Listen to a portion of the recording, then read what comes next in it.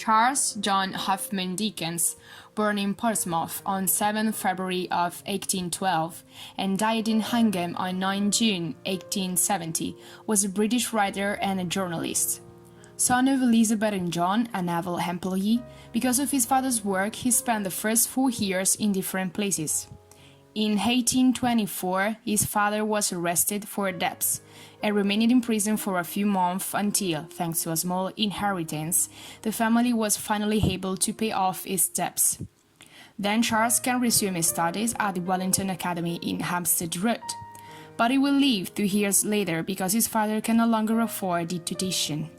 For this reason, Charles began to do various jobs. So, from a simple messenger in a law firm, thanks to his knowledge of shorthand, he became a parliamentary reporter. Always dedicated to literature, he manages to publish in the Morning Chronicle the posthumous notebooks of the Pickwick Circle, gaining popularity at the age of 26. He married the daughter of the editor of the newspaper, Catherine Hogarth, with whom he had 10 children, and from whom he divorced because of his love for the actress Helen Turner. The cause of Charles' death was a cerebral hemorrhage. The protagonist of the novel Great Expectation is Pip, an orphan who lives with his older sister, who both of them raise him with hands, and his brother-in-law and blacksmith Joe Garcery, to whom he is very fond. The story begins on Christmas Eve 1812, when Pip goes to visit the homes of his parents and meets an escaped Abel Magwitch, who orders him to bring him food and fuel to free himself from the chains. Although terrified, Pip helps him, but the escape of the prisoner is sure because the day next he will be retaken. Then Pip is welcomed into the home of a noble woman and wealthy lady, Havisham, where his job is that one of the woman's playmates, a great fortune for a boy in humble condition. The house where the woman lives is completely dark, and the thing that more frightened the boy is that the lady is always dressed in a worn-out and old wedding dress. This woman has as her protection a girl, Estella, educated by her to make men suffer in order to take revenge for the wrong suffered by the man who left her on her wedding day. Pip falls in love with her, thinking that Miss Havishman's idea is to stick them to each other, but Estella is sent to France to continue her studies, and Pip starts working with Joe in the forge. Later, many after vicissitudes, the boy will find himself possessing a large sum of money he inherited from a person whose identity he doesn't know, and of which he will remain in the dark until the benefactor reveals himself to him. So he lives his whole life and moves to London, where his great hopes will begin.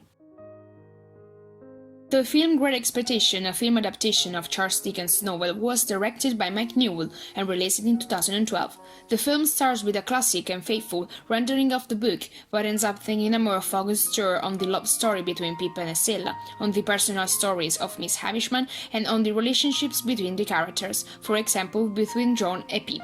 The writer's vision of the contrast between the social classes, which reflected the historical reality of England in the first half of the 9th century, is therefore being lost. In the film, Pip is not a social climber, but rather a passive witness of all the horrors of the time.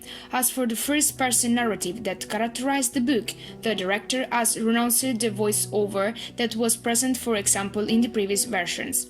Moreover, only the most important sentences of the work are reported in the film, perhaps because of the inevitable compression of the narrative material, but despite this it remains a version that is generally faithful to the book.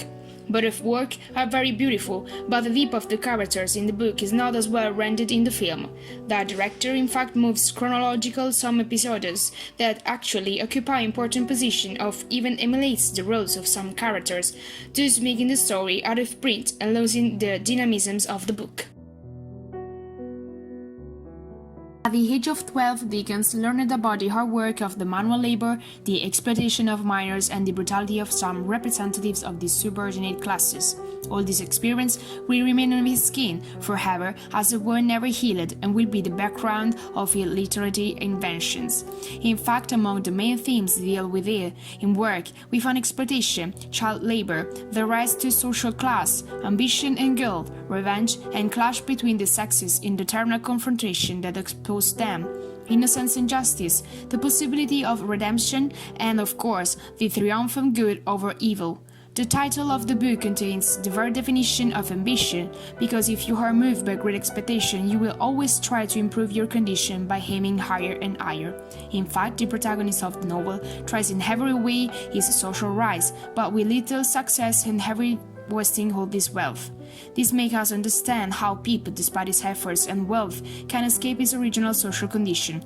The theme of individual improvement in relation to his action also concerns other characters such as Magwitch, who always remains a prisoner because he has not always committed good deeds, but has his share of goodness that leads him to redemption and help the protagonist, or Miss Habishman, who by hatching revenge for years makes her own protection a weapon against the other sex, not realizing the injustice she is doing to her. I choose to read and analyze Great Expectation because, even though it is one of Dickens' works, as famous as it is unknown to many, in my opinion it fully reflects the indecision of the human soul. In fact, I believe that in this book Dickens wants to analyze an important part of his life, in which each of us has most likely found himself or will find himself. So much so that the main character in this story grows up often changing his mind about who he is and what he wants to be, about his choices and his duties.